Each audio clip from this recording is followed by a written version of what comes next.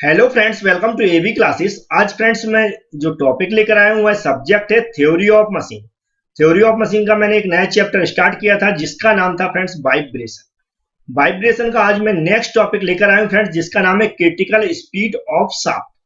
Critical speed of shaft के ऊपर friends theory of machine के एग्जाम में कई बार पूछा जा चुका है यह क्वेश्चन। अगर आप इसको समझना चाहते हैं तो वीडियो पूरा देख लें फ्रेंड्स, जिससे आप इसको अच्छे से समझ सकें। इसके अलावा फ्रेंड्स, अगर आप हमारी मेंबरशिप प्राप्त करना चाहते हैं, हमसे रेगुलर पढ़ना चाहते हैं, रेगुलर वीडियो प्राप्त करना चाहते हैं, अपने मोबाइल नंबर पर लिंक प्राप्त करना चाहते हैं और एक सिस्टम से सिलेबस कंप्लीट करना चाहते हैं, तो आप हमारे चैनल को ज्वाइन करें फ्रेंड्स। ज्वाइनिंग की फीस हमने सिर्फ 199 रुपए पर मंथ रखी है। 199 रुपए में आप एक महीने तक लगातार पढ़ सकते हैं। उसको पे करने के लिए फ्रेंड्स, आप हमारे चैनल का जहां पर सब्सक्राइब लिखा रहता है उसके जस्ट बगल में एक ज्वाइन बटन होगा, उस पर आप क्लिक कर दें फ्रेंड्स, तो डायरेक्ट आप पेमेंट मेथड पे पहुंच जाएंगे। वहां पर अपने एटीएम कार्ड से आप 199 रुपए पे कर सकते हैं। इस तरह आप पर मंथ पे करेंगे तो हम आपको लगातार जितने भी सब्जेक्ट हैं उसके सिलेबस कंप्लीट करवाएंगे। अब फ्रेंड्स, हम जो वीडियो है आज का जो टॉपिक है उसको एक्सप्लेन करता हूँ। तो फ्रेंड्स, सामने आपको डेफिनेशन लिखी, इधर इंग्लिश में लिखी फ्रेंड्स, इधर हिंदी में लिखी हुई। इसको मैं एक्सप्लेन करूंगा अभी।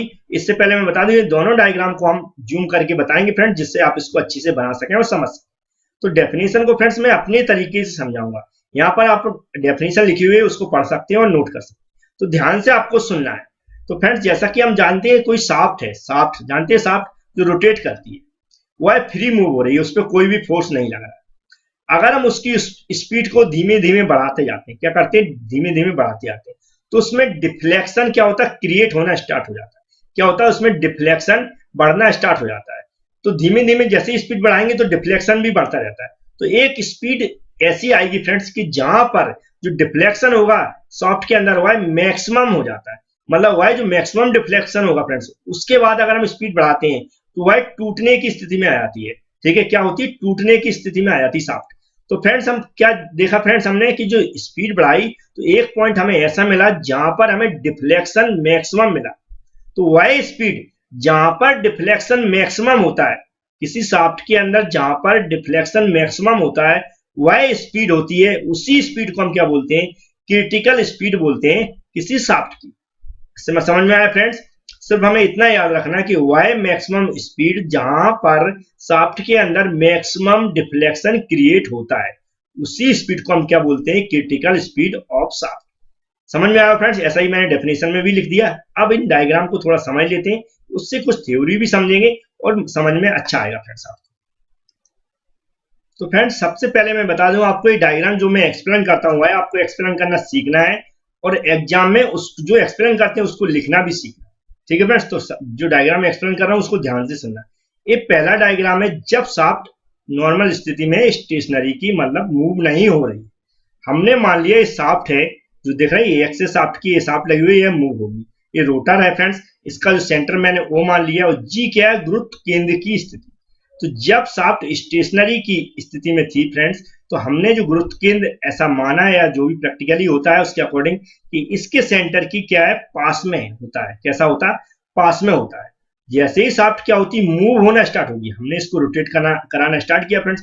अब ये रोटेट होगी, धीमे धीमे स्पीड बढ़ाते जाएंगे फ्रेंड्स, तो इसकी स्पीड बढ़ेगी फ्रेंड्स, तो इसका डिफ्लेक्शन धीमे धीमे बढ़ता है। तो यहाँ पर देख रहा है ये फ्रेंड्स, ये जो दिख रही है एक्सिस, इस तरह का कुछ हमारा एक्सिस का होता है जो रोटेशन का दिखेगा साइन आपको। और क्या होगा, हमने ऐसा मान लिया उसका धीमे धीमे डिफ्लेक्शन बढ़ रहा है। तो एक हमने जो माना कि मैक्सिमम डिफ्लेक्शन इसका कितना बढ़ गया, बाई बढ़ गया। कितना बढ़ गया, बाई। इस स्थिति पे हमने माना कि इससे अधिक पे अगर हम स्पीड बढ़ाएंगे तो इसकी जो क्या होगी, शाफ्ट टूट जाएगी। ठीक है फ्रेंड्स, तो हमने मान लिया जो मैक्सिमम डिफ्लेक्शन हुआ हमने क्या मान लिया, बाई मान लिया। और जो इस स्पीड होगी यहाँ पर, उसी स्पीड को हम क्या बोलते हैं, क्रिटिकल स्पीड। अब यहाँ पर क्या होता है फ्रेंड्स, जब क्रिटिकल स्पीड क्रिएट होती है वहां पर दो तरह के पॉइंट मिलते हैं। पहला फ्रेंड्स क्या होता है, इसके कारण जब इसकी मैक्सिमम स्पीड हो जाती है तो मैक्सिमम डिफ्लेक्शन जो क्रिएट होता है, वहां पर क्या होता है फ्रेंड्स कि हमारा एक फोर्स क्रिएट होने लगता है, उसे बोलते हैं सेंट्रीफ्यूगल फोर्स। क्या लग जाता है फ्रेंड्स, सेंट्रीफ्यूगल फोर्स। तो फ्रेंड्स, क्या कौन सा बल करने लगता है, सेंट्रीफ्यूगल फोर्स। ठीक है फ्रेंड्स, अब याद रखें, जैसे ही इसका डिफ्लेक्शन बढ़ता है तो उसकी गुरुत्व केंद्र की स्थिति बढ़ने लगती है फ्रेंड्स। गुरुत्व केंद्र की स्थिति का मतलब होता है फ्रेंड्स, इसके और गुरुत्व केंद्र की दूरी बढ़ जाती है। और फ्रेंड्स, जो सेंट्रीफ्यूगल फोर्स का जो मान होता है वह इसके गुरुत्व केंद्र का जो मान होता है, जो फोर्स लगता है यहाँ पर उससे अधिक हो जाता है। जब सेंट्रीफ्यूगल फोर्स का मान अधिक हो जाता है तो इसके इसलिए टूटने की स्थिति बढ़ जाती है। और यहाँ पर जो ट्रांसफर फ्रेंड्स वाइब्रेशन होता है और नेचुरल वाइब्रेशन होता है, ठीक है, जो हमारा लॉन्जिट्यूडनल वाइब्रेशन और ट्रांसफर वाइब्रेशन होता है, उन दोनों के मान कैसे हो जाते हैं, समान हो जाते हैं। ठीक है, मैं समझ में आया। नेचुरल वाइब्रेशन बोल सकते हैं और ट्रांसफर वाइब्रेशन, इन दोनों के मान कैसे हो जाते हैं, एक समान हो जाते हैं। और सेंट्रीफ्यूगल फोर्स का मान गुरुत्व केंद्र की तुलना में अधिक हो जाता है, वहां पर इसकी टूटने की स्थिति बढ़ जाती है। ठीक है फ्रेंड्स, समझ में आया फ्रेंड्स। हमें सिर्फ डेफिनेशन लिखना है, ये डायग्राम बनाना और इसके फॉर्मूला भी लिखना है, वो मैं बताने वाला हूँ फ्रेंड्स, तो ध्यान से देखें। ये हिंदी का डायग्राम, इसको नोट कर लें। इसी तरह आप इसको भी समझ सकते हैं, जैसा मैंने बोला उसी तरह आप थ्योरी लिख के आए।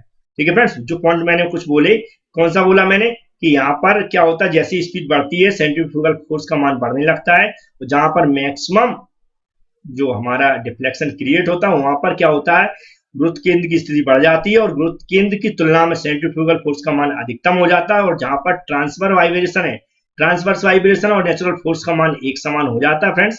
यहाँ पर क्या होता है, इससे अधिक स्पीड बढ़ाएंगे तो क्या हो जाता है, हमारी शाफ्ट के टूटने की जो हमारी वृद्धि होती है वह अधिक हो जाती है।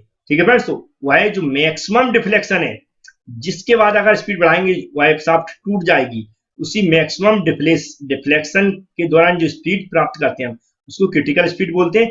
अब जो क्रिटिकल स्पीड निकालने का जो फॉर्मूला होता है वह ध्यान से देखें। तो फ्रेंड्स, इस फॉर्मूले को हम जानते हैं अच्छी तरह, जो मैंने नेचुरल वाइब्रेशन का जो लॉन्जिट्यूड के लिए हमने वो निकाला था डेरिवेशन, उसमें आपको समझाया था। ये हम WC = हमने निकाला था रूट के अंदर S/M।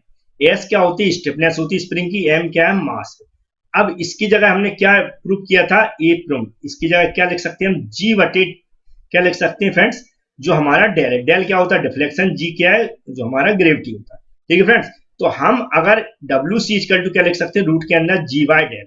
तो WC क्या होता है फ्रेंड्स, हम जानते हैं 2πN, क्या होता है 2πN। NC यहाँ पर लगा फ्रेंड्स, तो हमने C लगा दी। C मीन्स होता है क्रिटिकल स्पीड, तो NC मतलब क्रिटिकल स्पीड को शो करा रहा है, तो 2πNC हो गया। अब हमें NC निकालना है, तो 2π क्या हो जाएगा, इसकी जस्ट नीचे पहुंच जाएगा, तो मैंने NC = सीधा लिख दिया 1/2π रूट के अंदर G/डेल।